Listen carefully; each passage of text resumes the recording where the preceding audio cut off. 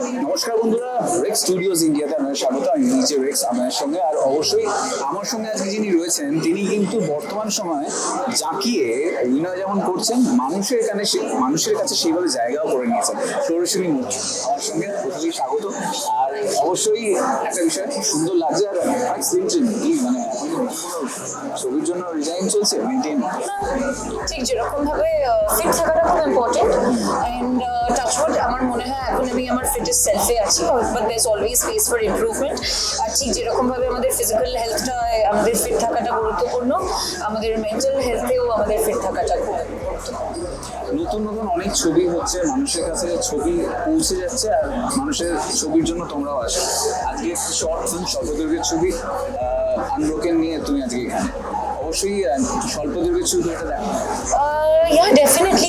এবং আমার অনেকেই যেটা জানেন না, আমি একটা ছবি করেছিলাম কোভিডের জাস্ট কিছুটা সময় পরে। সেই ছবিটার নাম হলো দ্য কালার ইয়েলো, আর সেটা নিউ ইয়র্ক শর্ট ফিল্ম ফেস্টিভ্যালে সিলেক্টেডও হয়েছে। তাই জন্য শর্ট ফিল্মসের আগে আমি অভিনয় করেছি, এবং সেটা হলো about what I really like about short films is that সবসময় খুব গুরুত্বপূর্ণ কোনো সাবজেক্টের উপর শর্ট ফিল্মস হয়, এবং মানুষের অ্যাটেনশন স্প্যান এখন যতটা হয়েছে, আজকে কিন্তু একটা ধরো সিরিজ দেখি বা ছবি দেখি, আগে 3 ঘন্টার ছবিও দেখতে পারতাম, এখন 2.5 ঘন্টার ছবি হলে কি দেখতে হলেও মনে হয় ওরে বাবা 2.5 ঘন্টা, মানে ওই একটা কনসেন্ট্রেশনটা এবং অ্যাটেনশন স্প্যানটা মানুষের অনেক কমে গেছে। আর এই শর্ট ফিল্মসগুলো করার আরও আরেকটা কারণ হলো, কারণ সমাজের কাছে একটা বার্তা পৌঁছয়, এবং আমরা যেই জায়গাটায় এসছি সেখানে আমার মনে হয় আমরা এমন একটা প্ল্যাটফর্ম আমাদের কাছে আছে যেখানে আমরা অনেক গুরুত্বপূর্ণ টপিক মানুষের কাছে, গুরুত্বপূর্ণ বার্তা আমরা মানুষের কাছে নিয়ে যেতে পারবো। এবং আমাদের ছবি অয়ন ডিরেকশনে আনব্রোকেন ঠিক সেরকমই একটা কথা বলে, মেন্টাল হেলথের কথা বলে, জীবনের নানান ওঠা পাড়ার কথা বলে। কিন্তু যেমন উতরাই আছে, সেরকম যেরকম চড়াই আছে তেমন উতরাইও রয়েছে, কিন্তু লড়াইটা চালিয়ে যেতে হবে। এবং আমি আমার ছবিরই একটা লাইন কোট করি, লাইফটা তো একটাই, তাই হাল ছেড়ো না বন্ধু। সৌরসিনীর জীবনে এতদিনের এতটা ক্যারিয়ার যতটা এগিয়েছে, তাকে কি মানে অনেকটাই সৌরসিনী ক্রেডিট দেবে অনেকটাই ওয়েব সিরিজকে, নাকি দুটোই সমান থাকে। কারণ যখন প্রথম সুযোগ পাই আমি, চিটাগং ছবিটা প্রথম আমার ছবি, তারপরে আমেরিকা করি, তারপরে এখানে তো আমার ক্যারিয়ারটা কিন্তু শুরু ইনফ্যাক্ট অ্যাডস থেকে তারপরে ফিল্মস থেকে তারপর ওটিটি। যুগের সাথে সাথে মাধ্যমটা হয়তো বদলেছে, আমরা নতুন নতুন আরো জিনিস দেখতে পাচ্ছি। এবং অ্যাজ অ্যান অ্যাক্টর আমি মনে করি যে যেহেতু এটা আমার শিল্প, আমি সব রকম ভাবেই নিজের ক্রাফটটাকে তুলে ধরার চেষ্টা করবো। নোজ হয়তো কখনো নাটকও করলাম। একদম সৌরসিনী খুব চুজি ক্যারেক্টার নেওয়ার, হয়তো খুব তাড়াতাড়ি। যতক্ষণ আমি মনে করি যে একটা স্ক্রিপ্ট আমি পড়ি এবং আমার স্ক্রিপ্টে আমার চরিত্রের গুরুত্বপূর্ণ দেখি, যে কতটা আমার চরিত্রটা গুরুত্বপূর্ণ। সবসময় যে একটা বিশাল স্ক্রিন টাইম থাকতে হবে সেটার কোনো মানে নেই, কারণ চরিত্রের গুরুত্বটা খুব ইম্পর্টেন্ট। এবং সেই চরিত্রটার সাথে আমি নিজে মানুষের সাথে কতটা রিলেট করতে পারছি, কতটা কনভিন্সড হতে পারছি, এবং তারপরে চরিত্রটা পাচ্ছি। সো কল্ড স্টিরিওটাইপ নায়িকা হিসেবে পরিচিতি পাওয়া, না অভিনেতা হিসেবে নিজের নাম হচ্ছে? আমি তো আমার মনে হয় না আমি সো কল স্টিরিওটাইপ নায়িকা হিসেবে কোনো পরিচিতিই পেয়েছি আজ অব্দি।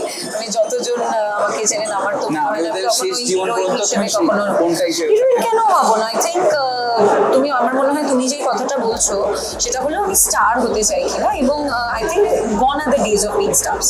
এখন কেউ স্টার, আমরা দেখে নিয়েছি এখানে যদি হয় Prosenjit Chatterjee is still a star or wherever. In fact আমি যদি বম্বেতে কথা বলি, Shahrukh Khan, Salman Khan, they are the last of the stars.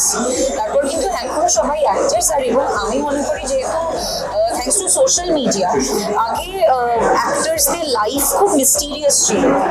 এখন আমরা চেষ্টা করি যে আমরা কোথায় যাচ্ছি, কি করছি, কাদের সাথে করছি, সবকিছুই কিন্তু একটা জাস্ট বাটনে, একটা ওপেন বুক এবং একটা ক্লিকের মধ্যে আমাদের জীবনটা আপনাদের হাতে। তাই জন্য সেই স্টার এলিমেন্টটা কখনোই নেই। আমি অভিনেত্রী, এবং সেইভাবেই নিজের পরিচিতিটা বজায় রাখতে চাইবো এবং আরো ভালো কাজ করার চেষ্টা করবো। বলিউড প্রজেক্টের দিকে মনে রয়েছে?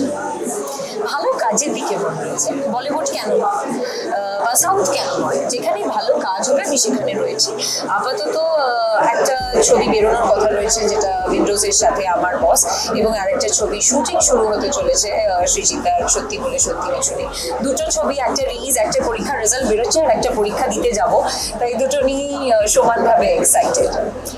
নিজেকে ফিট রাখা বা মেনটেন্স রাখা, এই টেম্পারেচার, তার মধ্যে শুটিং সবকিছু চলছে এখন মানুষের, তো সেখানে তুমি আমাদের দর্শকদের কি টিপস দেবে নিজেকে খেয়াল রাখা? তুমি নিজেও, সবাই বলে খুব মেনটেন সৌরসেনী, এটা আমার কথা না, এটা নর্মালি সবাই এই জন্যই পছন্দ করে তোমাকে, এটা স্বাভাবিক, তোমার ফ্যান ফলোয়ার আছে, তো সেখানে তুমি কি টিপস দেবে তোমার দর্শকদের যারা নিজেকে তোমার মতন দেখে ফলো করে? আমার মনে হয় তোমার মেন্টাল হেলথটা ব্যালেন্সে রাখাটা ঠিক ততটাই গুরুত্বপূর্ণ যতটা তোমার ফিজিক্যাল হেলথ ব্যালেন্সে রাখা। আমি যে নিজে খুব জিমে গিয়ে ওয়ার্কআউট করি সেরকম নয়, এবং আমারও উইক মোমেন্টস থাকে, এবং আমি খাবার নিয়ে একদমই কম্প্রোমাইজ করতে পারি না। আমার সামনে যদি বিরিয়ানি রাখা থাকে, আমি কেউ আমাকে আটকাতে পারবে না, কিন্তু হ্যাঁ আমি এটা মাথায় রাখি যে আমার প্রপোর্শনটা, যে অ্যামাউন্ট আমি কনজিউম করছি সেটা যেন ঠিক থাকে। এবং বিভিন্ন মানুষের বিভিন্ন রকমের মেটাবলিজম হয়, যেমন অনেকেই আমায় বলে সৌরস্মিতা এত খেলে কিন্তু ওর কিছু গায়ে লাগে না, কিন্তু গায়ে লাগে, সবারই এটা হয়। আমার মনে হয় নিয়মিত consistency is very important.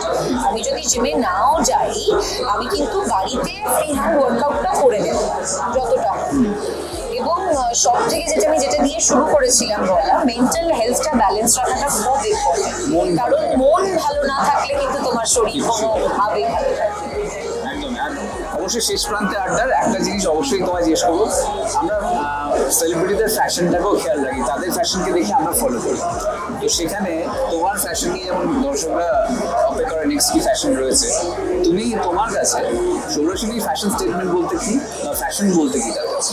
Fashion is just a trend that keeps on coming and going. Style is inborn. I really choose comfort over everything else.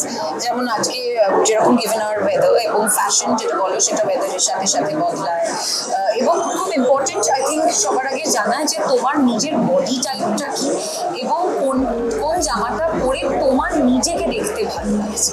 আমার শর্ট ফিল্ম আনব্রোকেনের রিলিজে রয়েছে, এবং thank you for the wonderful interview, thank you, and it's completely my pleasure. এবং যারা যারা এটা দেখছো, please ছবিটা দেখো, একটু কিছুক্ষণের মধ্যেই রিলিজ করে যাবে, ইউটিউব লিঙ্ক তো ডেফিনেটলি আপনাদের সাথে শেয়ার করা হবে, এবং অনেক ভালোবাসার সাথে ভালো ভালো কাজ করার চেষ্টা করছি। আসবেন, সাপোর্ট করবেন যেভাবে আপনারা করে সবসময় করে আসছেন, সেভাবেই সাপোর্ট করবেন। All my love.